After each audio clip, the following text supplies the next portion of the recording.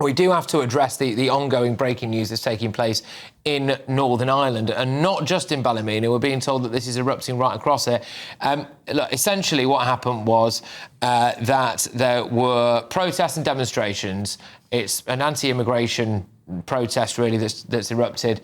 I'm going to whiz you straight over to GB News' Home Security Editor, Mark White, and I think we do have now some new footage that we can play for you as well of what's going on in Northern Ireland, as Mark explains exactly the situation there. So Mark, take it away.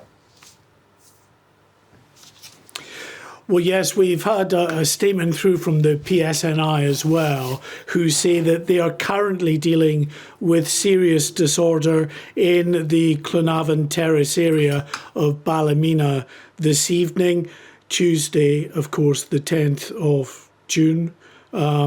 Members of the public, they are saying, should avoid the area. An update, they say, will be provided in due course. That's all they've said really so far. But we know, of course, with the first night of disorder that took place, a very significant disorder, the PSNI said that 15 of their officers were injured in the violence that followed what had been an earlier protest. It was a peaceful protest, but then after that protest took place, crowds gathered, disorder took place after people were throwing bricks, masonry, Molotov cocktails and other objects at the police, and it intensified from that point. A number of homes in that area of Clonavon Terrace were actually attacked as well. We're told a number of people had to be led to safety. The fire and rescue service had to, we're told, rescue 7 people from one of the properties to lead them to safety. So really a very worrying situation yesterday, which has now been duplicated, it's clear, this evening, with more violent disorder described there by the PSNI as serious disorder that they are dealing with. They have deployed water cannon, as we can see from the images there, though those powerful jets of water that are fired from the water cannon that are very effective in pushing back crowds. That's why you see, of course, some of that crowd there gathered in side streets away from the blast of the water from these water cannons. But in addition to the water cannon, also baton rounds have been fired, a number of baton rounds fired at those who are throwing Molotov cocktails, bricks and other masonry towards those PSNI officers. As I was mentioning earlier, baton rounds and water cannon are not routinely available to police on the mainland, certainly not water cannon. Boris Johnson tried it a few years back, but that was blocked by Theresa May, you'll remember, and then subsequently scrapped. There are no water cannon elsewhere in the UK, only in Northern Ireland, but they use them on occasions because they know that as a sort of tactic for dealing with violent disorder, they are effective. And also the baton rounds as well, the rubber bullets effectively that are fired. They're described as lethal rounds, but they can be very damaging, of course, depending on where they hit you and how close the officer is who discharges those baton rounds. But Mark, look, thank you very, very much. Mark White, their Home and Security Editor. Let's just bring in the former head of National Counter-Terrorism Security Office, Chris Phillips. Chris, thank you very much. Right, well, like I said, we're hoping to hear from our Northern Ireland reporter, Doogie BTU. We last heard from him about 10 minutes ago. He's in quite a volatile situation. He wasn't entirely safe there, I don't think, so we're going to try and get him on soon. But what do you make of what we're seeing here right now? This has the potential for serious escalation. I mean, it's already escalated. Well, it has escalated, but of course, Northern Ireland is a bit of a powder keg. It has always been. The troubles have always been there. Things have got much better in Northern Ireland, but there's always been this penchant for breaking out into violence and violence against the police. And the police, of course, have done nothing wrong here, but other than be on the side, I suppose, of governance. The difficulty is, once this sort of thing starts kicking off, it's almost becomes riot season. And the police in Northern Ireland and across the UK, I think, will be very worried this year, particularly if it's a hot summer. Riots only tend to happen in hot weather, and the summer's on its way. Yeah, the police are going to have to get a grip of this ASAP. Very, very concerning what we're seeing at the moment in Northern Ireland. Yeah, grief. Chris, I'm sorry about this. We're just going to park it there for a second with you. Chris Phillips, though, is the former head of National Counter-Terrorism Security Office, because I want to just tell you, this is a clip from last night of a member of the Northern Ireland Police Service who had this to say about last night's disruption. Last night saw significant sustained disorder in Ballymena. This violence was clearly racially motivated and targeted at our minority ethnic community and the police. It was racist thuggery, pure and simply, and any attempt to justify or explain it as something else is misplaced. We go to Ballymena in Northern Ireland. Our Northern Ireland correspondent Doogie Beattie is there with us. There has been, well, I suppose, anti-immigration riots ripping through Ballymena and other parts of Northern Ireland. Doogie, you've managed to get to the scene. Thank you very much. I hope you're safe, first and foremost. What's going on there?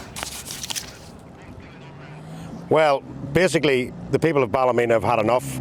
They don't want any more immigration. In fact, it's going on out through mostly unionist working class areas, it must be said, where most of these foreign nationals are being put into. It's increased ever since the Rwanda plan was scrapped, because up to then, most of the foreign nationals were leaving Northern Ireland and heading into the Republic of Ireland.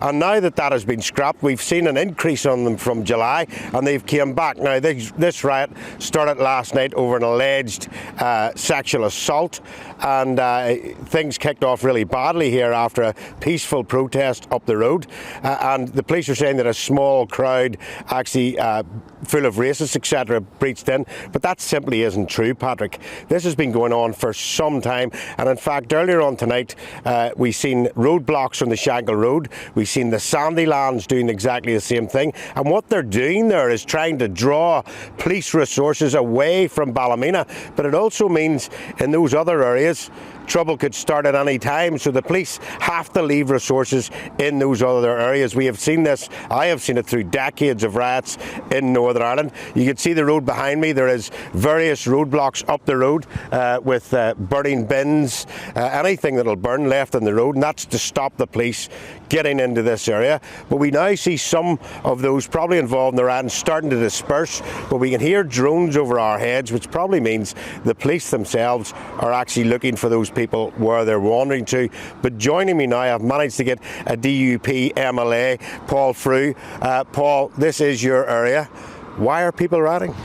People are scared, people are frightened, and people are angry. And I suppose I've been warning about the tensions rising in North Antrim, and in particular Ballymena, for some time now. And unfortunately, those warnings have come true. It was with a heavy heart that this has happened in our own hometown. The violence is wrong, the violence has to stop. There is a context here, and I think that if the violence was to stop now, and stop now soon, then I think we need to get all the agencies round the table to try and sort this out. There's massive issues here: violence against women and girls, immigration being concentrated in certain areas of the town, with all the undercurrents that brings, all the challenges that brings. People are turning a blind eye in government. People are turning blind eye. But you are in government, and will these people believe government now? That seems to be the problem throughout the UK. They don't believe anybody when they say we will fix immigration, we will stop the boats. And what we're seeing is organised crime.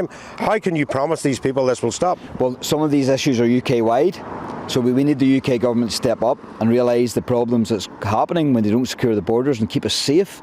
But some of these issues are Stormont-led, so I think we need a multi-agency approach. Police involved, agencies involved. There's a massive issue here with Mayor's policy changing from hotels to domestic properties. There's issues here around HMOs with regards multiple people in the same household, and Ballymena just can't cope with that, and no society can cope with that. So there's massive challenges there that have to be addressed. Well, there you go. You've heard it from one of the politicians here in Northern Ireland, whose area is actually facing the problems here tonight. Just to the right hand side of me, I can see the blue lights etc there. I have been examining what's going on. I wouldn't dare to take a camera into that situation, but of course when you have to report on this, Patrick. You know, you have to go in and look at it. It's not right to comment on stuff that you're seeing on Facebook, etc. You have to be here, you have to be on the ground, and you have to be talking to people, and that's what our channel does very, very well indeed. And really, the call coming out of here tonight is enough immigration. The call from the Republic of Ireland is exactly the same. Enough immigration. They cannot take any more. There's only 7 million people on the island of Ireland, so you can imagine the amount of immigrants that are coming in. They are having actually a big effect on us. Although we haven't got as many immigrants as Britain might have, we have a much smaller population, and most importantly, a much smaller infrastructure, and that includes housing. And people in areas like this want to live in this area. Okay. Dougie, look, can I just say from everyone here at GB News, thank you very, very much. I mean, you've driven through some incredibly nasty scenes there and put yourself right in harm's way to get us on the scene, to describe what you've seen with your own eyes and get us a great guest on it. You take care, all right, getting out of there. So thank you very much. It's Dougie Beattie. What a fantastic stellar bit of coverage that is. Look, hey, you don't get that on most pay-per-view shows.